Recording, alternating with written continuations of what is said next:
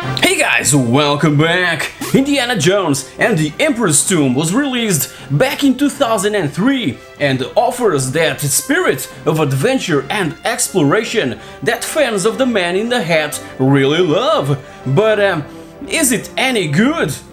Let's find out.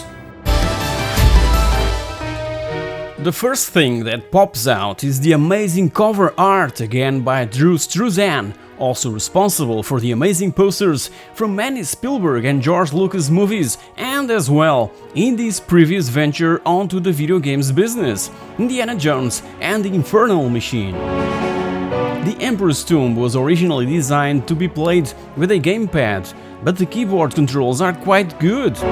By then, around 2003, I was playing exclusively with keyboard and mouse, so this was a piece of cake for me back in the day. The version you're seeing here is my original copy that I bought on the day of release and that I've recently revisited on a video related to my Windows XP gaming build. If you missed that one, just click on the annotation on the top right of the screen. Developed by the Collective Inc. and obviously published by LucasArts, Indiana Jones and the Emperor's Tomb tells this all-new indie adventure that takes place in 1935 between the events of Indiana Jones and the Shrine of the Sea Devil and Indiana Jones and the Temple of Doom, and we start off in the jungles of British Ceylon, where Indy is searching for the idol of Kuruwatu.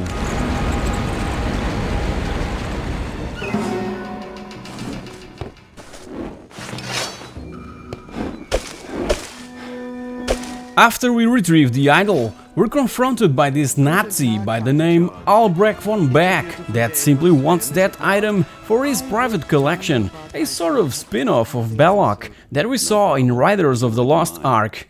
That confrontation does not end well. You have to play this game to discover what happens to Von Beck.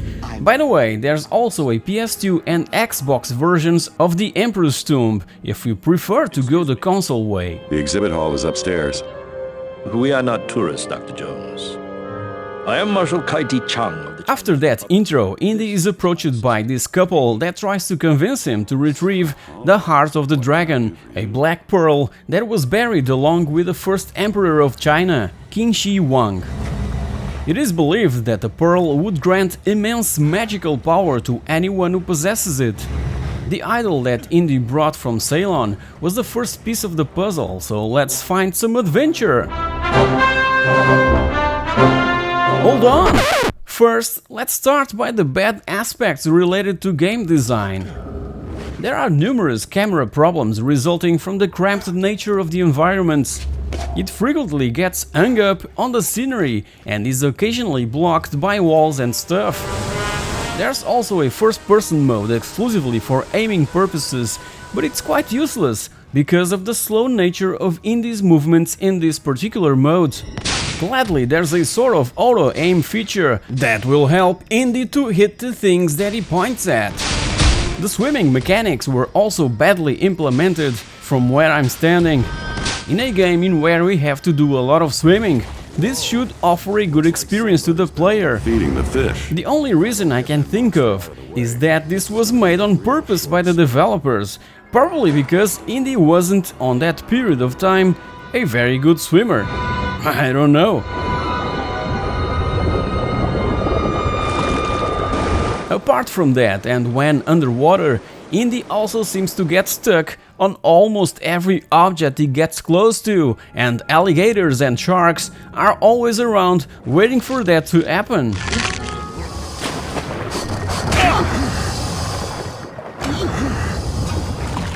Solving puzzles and jumping from platform to platform is also what this game is about, and there's plenty of perfectly timed jumps to master, and holding on to a nearly missed ledge with the tips of our fingers can really be exciting. When the time comes to use Indy's whip, an icon will appear on the top of the screen, allowing us to almost instantly switch to that item from the inventory. Be aware that you'll also come across situations in where you have to jump first and use the whip in mid-air. As said before, the Emperor's Tomb can really be exciting.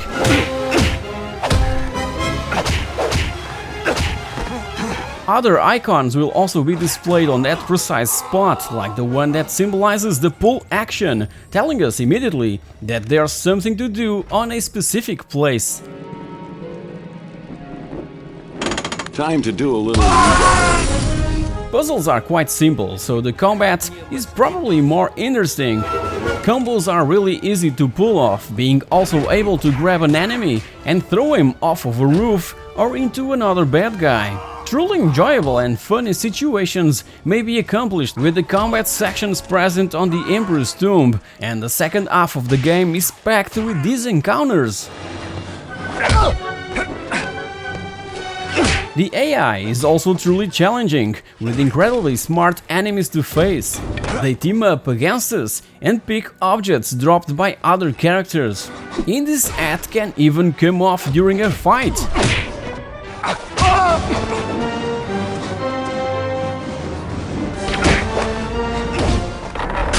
We can also use the whip to knock several opponents down at once, or even disarm them, but these moves must be extremely precise to be successful.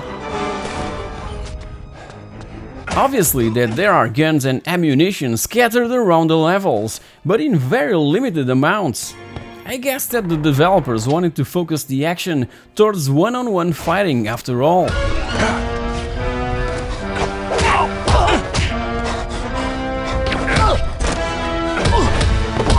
There's no save system during the level, so these were broken into small-sized sections, so that the player wouldn't have to do a lot of backtracking. But as you know, I absolutely love these exploration and adventure type of games, so I wouldn't be bothered if I had to go back a bit and replay a certain level.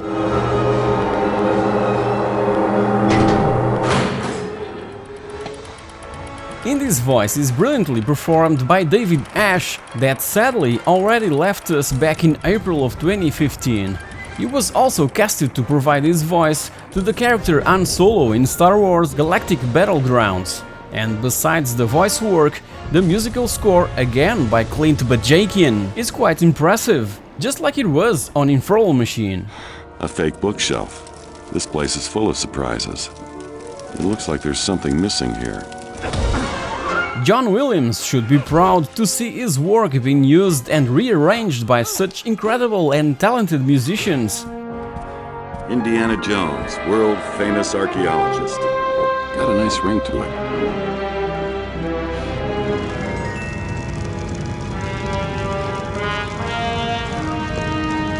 Clint Bajakian worked for LucasArts from 1991 until 2000, after being invited by his good friend and band colleague, Michael Land.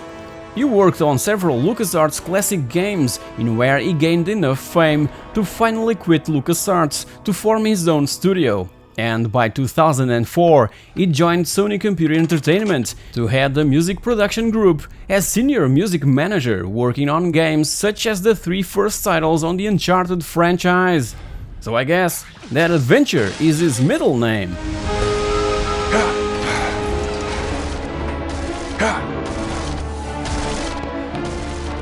You're a dead man, Jones.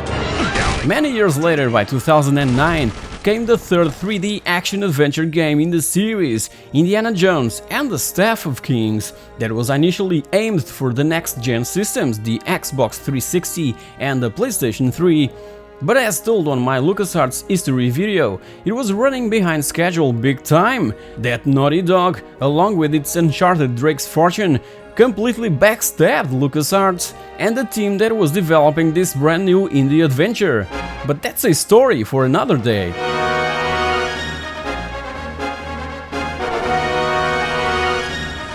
So guys, hope you've enjoyed this video, and if you did, don't forget to smash that like button, to subscribe to the channel and to click on that bell icon to be notified when all my next videos become available.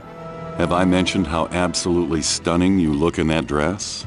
I'm thoroughly aware that Indiana Jones and the Emperor's Tomb won't probably be of interest to players that were never fond of Indy's adventures, but for fans of the character and the franchise, just like me, this is one must-play and one must-have title.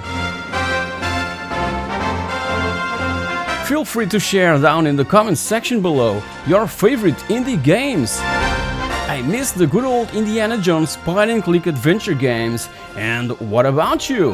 Tell me everything. Thank you very much for watching, and I'll see you all in my next episode.